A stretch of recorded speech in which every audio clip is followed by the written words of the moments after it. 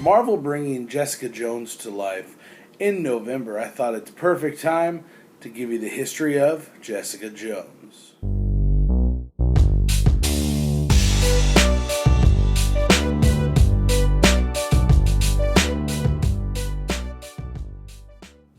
Jessica Jones first appeared in Alias #1 in 2001.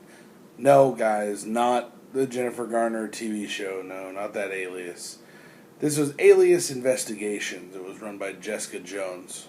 Alias was written by the legend Brian Michael Bendis, and it was part of the Max storylines for Marvel. Now, if you guys don't know, the Max storylines are essentially the rated R stories that Marvel released in the early 2000s. Jessica Jones had hers as Alias. The series introduces Jessica as a former superhero turned private detective that happens to deal with a lot of superhero-related cases. Jessica was a breath of fresh air over at Marvel because she was a broken, damaged, realistic character that everyone really could relate to in some way or another. But we really didn't get Jessica's origins until Alias number 22 through 26. In these issues, she's actually in a relationship with fellow superhero Luke Cage. Now, her and Luke don't really have that really intimate relationship. It's more of just a physical one. It's very sexually oriented. In Alias number 22, Jessica actually was Jessica Campbell. So, in this story, we find out she was originally Jessica Campbell, and she went to the same high school as Peter Parker, and she was extremely infatuated with him. But, unfortunately, she never let her feelings be known to Peter. After beating herself up, Jessica decides it's time to tell Peter how she feels. So she goes to approach Peter and just can't muster up the courage to do so. And then she finally gets herself ready to tell him, and it actually happens to be on the same day that he was bitten by the radioactive spider that gave him superpowers. So his head was completely elsewhere. So with Peter moving on, Jessica actually moves on with her life and just puts it in the past. And her family are actually going on a drive and are involved in a gruesome car accident that kills her entire family. Now, the car that they collided with was a truck that was hauling a radioactive material. So, we all know what happens there. Jessica survived but was put into a coma. She woke up from her coma the same day that Galactus and Silver Surfer were attacking Earth. She was met by a social worker who had to break the news to her that her entire family is dead and that she has been in a coma, with a family named the Jones. So hence Jessica Jones. This is where she gets her name. This is her adopted family, the Joneses. The Joneses re-enroll her into Midtown High for her to complete schooling in a normal setting that she's used to. But after her being in a coma, she is ridiculed and called Coma Girl and many other horrible names. And the leader of the ridicule, like always, is Flash Thompson. So she's running away and doesn't want to be talked to, and everyone's being mean to her. But Peter Parker, who is at this time Spider-Man already, he actually does approach her and try to give her some words of encouragement. And she feels that he's attacking her as well, and she just runs off. As she's running away, she's actually just thinking to herself about the social worker telling her parents are dead, remembering that final drive with her family, and all of a sudden, whoosh, she flies up and lands in the bay. Now, she lands in the river, and she is immediately rescued by Thor. So what had happened is her power of flight manifested. She doesn't yet know how to control these powers or what they're really capable of. But she jumped initially very, very high and just came down into the water. She begins to test out her new abilities, and she realizes that she has some sort of super strength. Not knowing exactly how strong it is, she decides to test it against a couple things. Picks up a bicycle in one hand, then attempts to rush and knock down a tree. In Alias issue number 25, her and Luke Cage have a nice long sit down and talk about one of the worst times in her life, when Jessica was controlled by the Purple Man. She explains to him what life was like when she was under the Purple Man's control. She explains that once she took up the role of Jewel and became a superhero, she was investigating a disturbance at a restaurant. She gets there and she sees two men just fighting it out, duking it out big time, and a man in all purple, dressed in a purple suit, is sitting there watching the whole thing. This man is Zebediah Kilgrave, aka the Purple Man.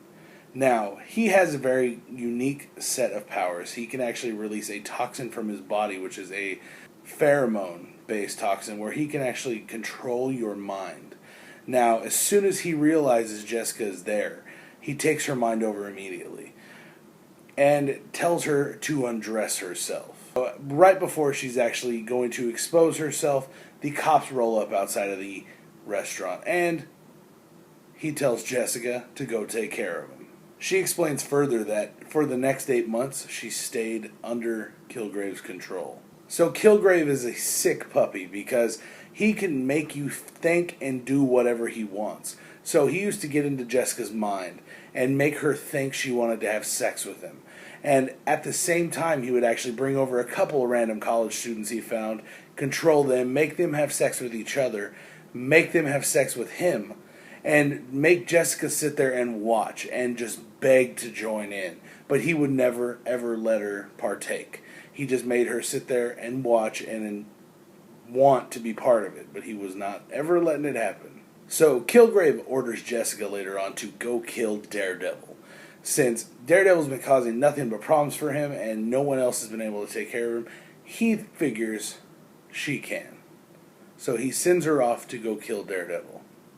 She takes off right away, but she's starting to notice as the further she gets away from Kilgrave, the pheromones begin to wear off little by little.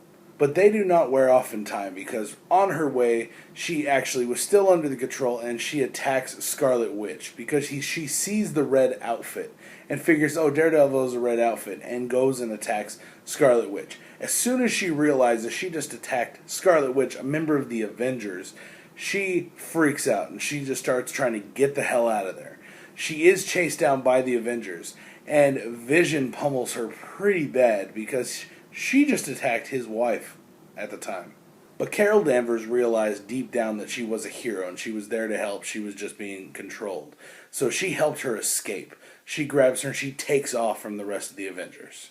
After getting away, ultimately the toxins that Kilgrave had used on her start to seep into her system, and she actually falls into a coma once again. While she was in her coma, she was actually visited by Jean Grey in her mind. Jean Grey told her, I'm here to help you, and I'm here to help you get through this and put the past behind you. So she was really there to help her work through all her issues and everything that was brought on by Kilgrave. Once she wakes up, she is met by the Avengers, and they are super apologetic because they realize she was under control, she didn't do it, and they are very apologetic about pummeling her so bad, basically. She is offered a spot on the team by Nick Fury, but she does decline. She takes a little bit of a hiatus, but comes back to start Alias investigations. She is done with the superhero life. During the end of the Alias series, her and Luke decide to really take on and get more of a real relationship going on. So they really start to care about each other more and develop a full, mature relationship. And at the end of the series, Jessica does become pregnant with Luke's child. After Alias, she had a couple small runs here and there, but ultimately Jessica does become a background character. We see her in many amazing stories like Secret Invasion, and we also see her in Civil War when Tony Stark shows up trying to recruit her on his side. But we all know ultimately Luke Cage goes and joins the side of Captain America, and she takes her daughter and gets the hell up out of the US and goes to Canada. Now, here's my concern. Is the Netflix series going to get the right kind of feel for Jessica? Because this is a very dark, gritty, sexually oriented, really heavy comic that was brought out, and it was a great story. Probably one of the best Brian Michael Bendis stories. Not the best, but one of them, guys. I really enjoyed the Alias series. It was really a fresh look at a character in the Marvel Universe. So, guys, let me know what you guys thought about my history of Jessica Jones. Let me know what your guys' thoughts on the upcoming Netflix series in November. Are you guys excited? Do you think they need to go as dark, gritty, and sexually oriented as the comics were? Or are we going to change it up a little bit, guys? Let me know what you guys think down in the comments below. Make sure you guys hit that like, thumbs up button if you would be so kind. And make sure you smash that subscribe button to keep up with me and everything that comes out of Nerd Central, guys. I'm Andrew. You have been watching Nerdsmerized. Peace out, guys. Hey, guys, if you like what you saw and you want to see more, make sure you go click that big, sexy subscribe button. And I will see you guys next time right here on Nerdsmerized.